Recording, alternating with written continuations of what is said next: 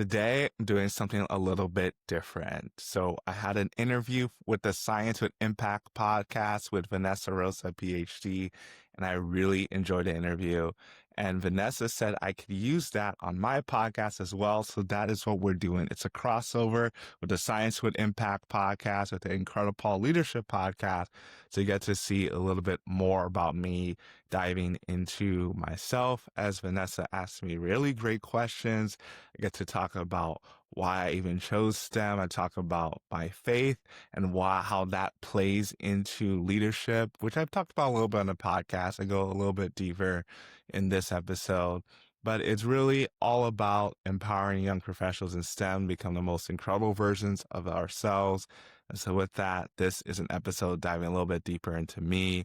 And if you have not checked out the Science with Impact podcast, what are you doing? You need to check it out today. Let's roll into it.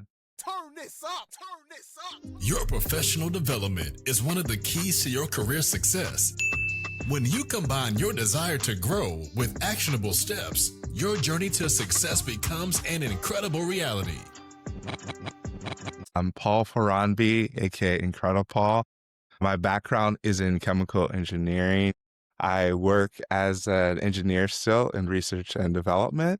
I also run a nonprofit called NALA STEM. Our mission is to unite, support, and build community among all historically excluded peoples in STEM. And finally, the IncrediPaul part is my business, my brand, whether it's speaking, coaching, a lot of the stuff in the leadership realm. All of it is empowering young professionals to become the most incredible versions of themselves. Also, should I mention podcasting with that? You can see like the podcast mic here. That's a lot to manage. And so you forgot to mention your fourth thing, which is learning how to take breaks and do self-care.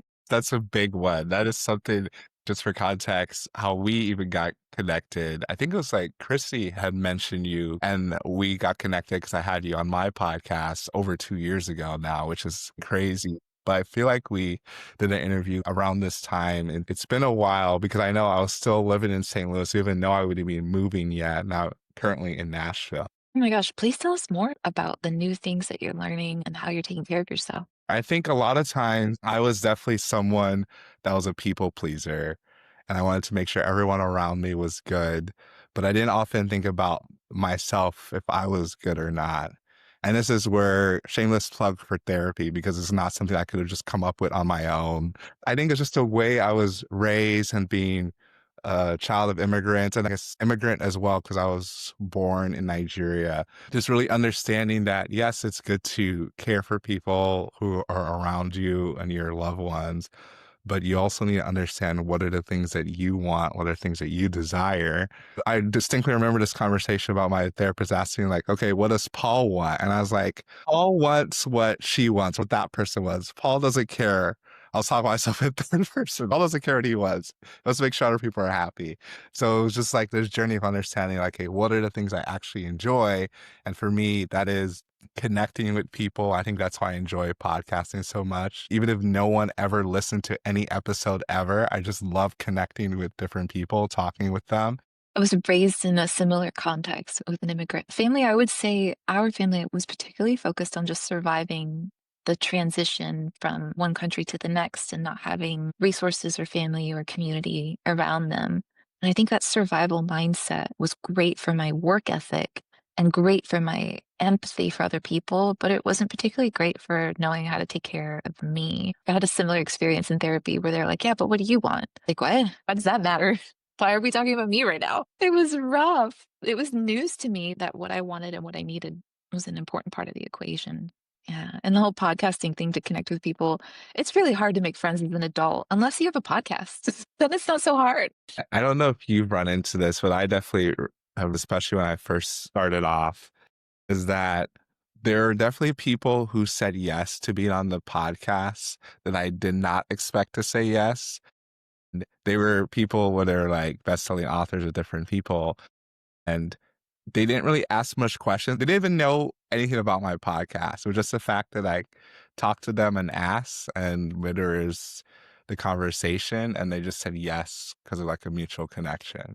Pretty great. And I share that sentiment that Even if nobody ever watches this, it's just so worth it to connect with you. It's so worth it to connect with the people that I've spoken to. It's not about the views, it's really just about the connections. Can you tell us more about your life as a scientist?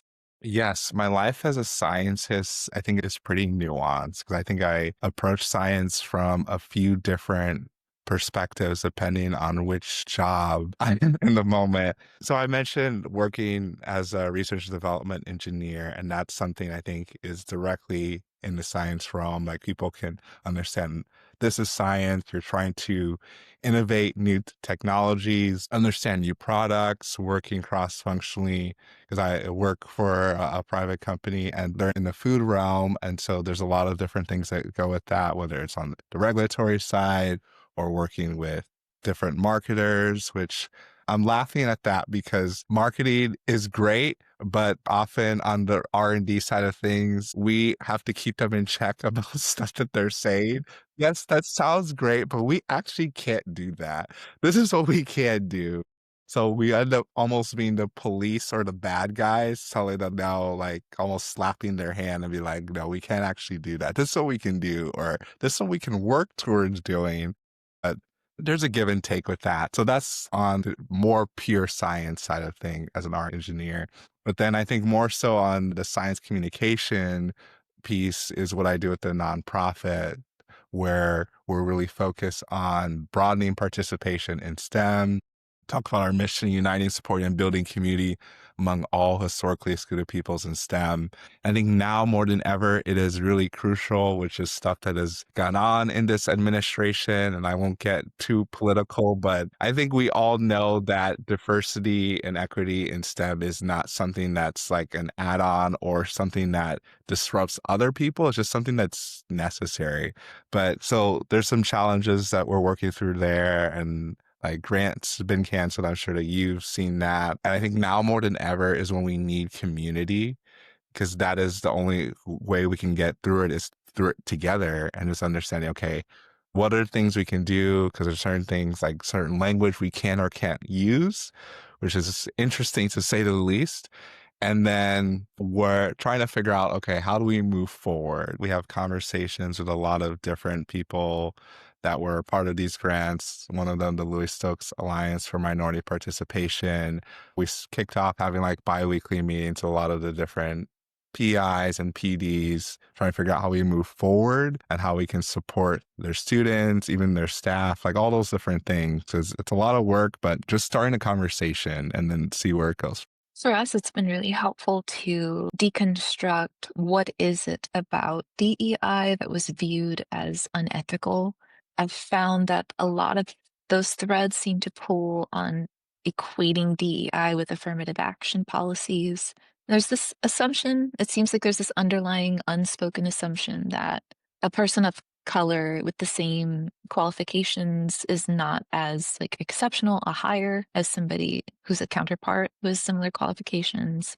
Obviously, there's issues with that, right? But what we found is that there's still a commitment to broadening participation in STEM with the underlying assumption that we're pulling from all corners of the United States and bringing in all Americans. And I have nothing against that, of course, but finding a way to continue broadening participation in STEM, knowing that's the mission that is accepted today and moving beyond support from the federal government. I'm hoping that this is a much needed wake up call for us as scientists on multiple levels. Being this reliant on federal funding to advance our work is risky. It's clear that changes in administrative priorities happen. And if we're not prepared for that by diversifying where we're getting our support and funding, this is the result. So finding ways to connect with our industry partners, with nonprofits that aren't necessarily federally funded solely, finding ways to connect through informal science communication to broader society, making what we do relevant to everyone. I think that'll help a lot. What do you think about that?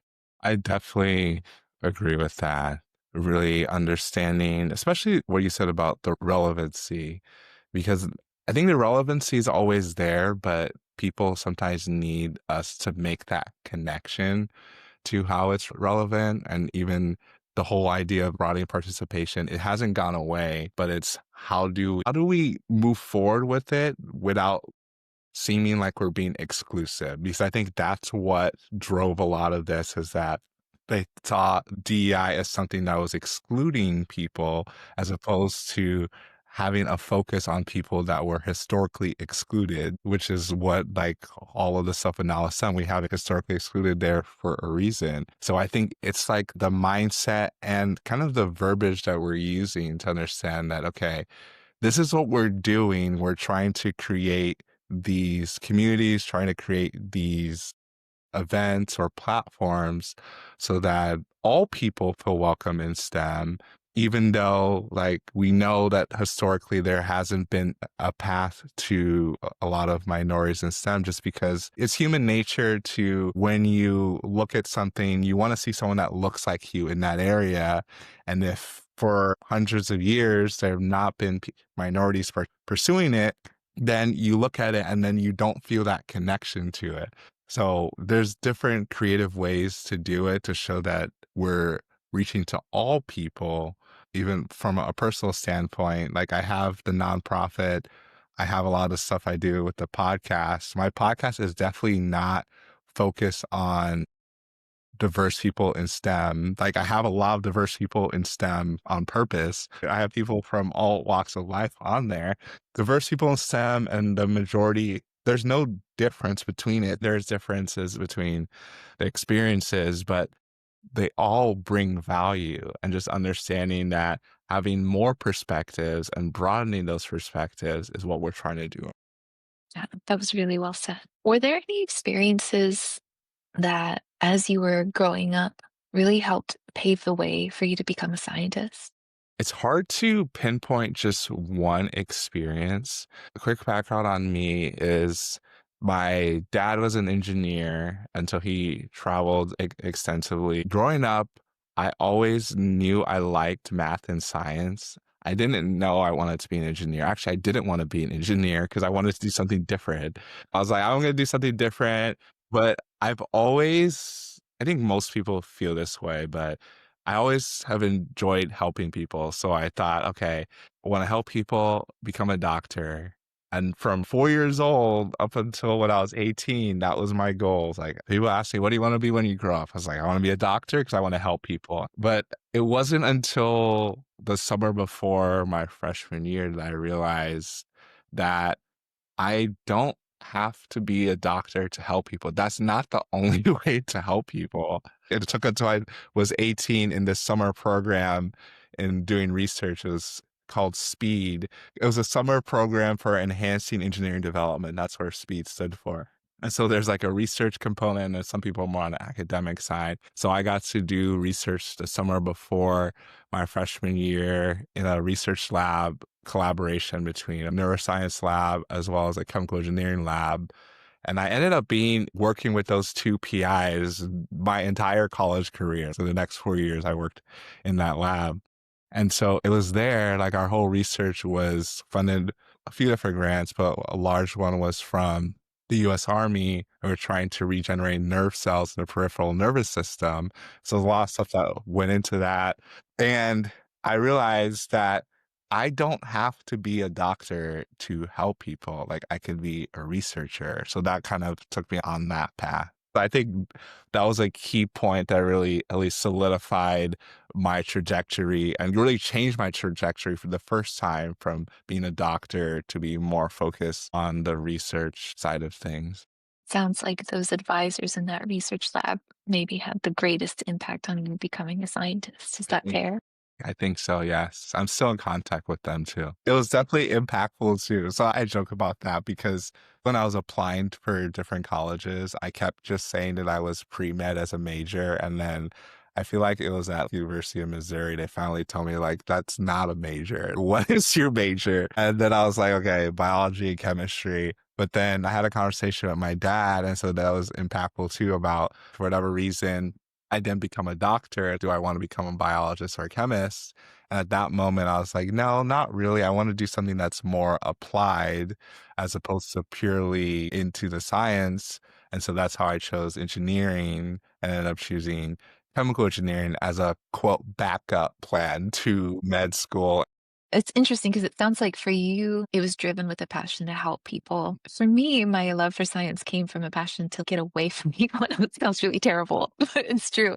I loved reading books about science because nobody asked me any questions. And then I fell in love with teaching science. And so that was a whole different thing. Helping people find the magic of learning science was really important to me, and that drove me further, and it kept going. But yeah, I was pre-med too, and you learned it faster than I did because it took me being a sophomore in college and I got this little job at a hospital where I was the scribe. So I was the person who Oh, yeah. followed the doctors around on the computers. Transcription stuff. Yeah, my job was just to sit there and document what the patient's primary complaints were, what their primary medications and what the contraindications could be, like those sorts of things. I thought it would be a great experience because I would learn a lot of the medical terminology. I'd learn the software that doctors use to write charts, and I would get to see what it's like to actually work as a doctor. And I got all of that and the knowledge that I didn't want to do That's that. also important. Very important. If you want to dedicate 20 plus years to preparing for a career, I highly recommend doing some level of working in that space because you can really learn what goes on. And it involved a lot more people than I wanted. So then I decided to become a researcher. Well, the path to science is just wild and Yeah. crazy. Yeah, yeah. There's very few times that you pick something and then you just stick with it the whole time. And that's why I always talk about internships or even volunteering. Anytime you can get exposed to things, even if you don't like it, that is a good experience. And especially if it's an internship, okay, I had this 10, 12-week internship. I now know I don't like that, but you probably learned some things from that experience. And then you can take it to another experience. Okay, I know I don't like these things. These are things I want to do going forward. And so I think that's just as valuable. And then on the more leadership side of things is understanding, okay, when it comes to leadership, the hardest person to lead is look in the mirror. It's yourself. So understanding how to lead yourself and a lot of aspects of personal growth, emotional intelligence, which is it's never ending, which depending on how you look at it, it can be like overwhelming as, oh, this never ends. Or for me, I think of it as exciting because no one has it figured out. So that means I don't have to have it figured out either. I just have to make sure that I'm just taking one step in front of the other every day and don't bite out more than I can chew. It's almost like the soft skills, air bunnies, soft skills. They're just perpetual skills. You never reach a point where you're like, I have mastered emotional intelligence. Or if you do, maybe you should reflect on your emotional intelligence. Just saying, it's a forever skill. So we're always going to have problems as humans, but it's when we have that problem, are we focusing on the problem or are we focusing on solutions? And when you focus on the problem, that's when you can have a lot of stress, cortisol levels rise, all these different things to talk about in the book. But when you focus on solutions, that is when the magic happens. It's definitely a forever skill. So I feel like I love working with interns and young people. Like everything I do is young professionals. So right off the bat, I'll give some advice to young professionals. Oftentimes people that you think are the most out of reach, quote, out of reach, are not reach at all. If you just send that message and connect with them, they want to help. I don't know how many times I will meet someone at a conference or at an event and we'll get connected and it just dies there. But the few people that follow up, I remember them or I stay connected with them. I want to make sure that you're successful. So I think just being intentional about those relationships that you're building and people you're connecting with, it doesn't take as much effort as you think just to send a follow-up or just say, I think a quick hack is like if LinkedIn or something tells someone a birthday, that's a perfect opportunity to go back in there and restart things. Or if there's like different holidays. But I think that's something that's overlooked is that people usually remember, and sometimes people are like, oh, wait, maybe it's been so long, I shouldn't reach out. I'm like, just reach out. You just never know. So to summarize, make a decision, like just start, send the message, and follow up. Be sure to rate and review this podcast on your favorite podcast listening platform. We'll see you here next time. And be incredible. Incredible.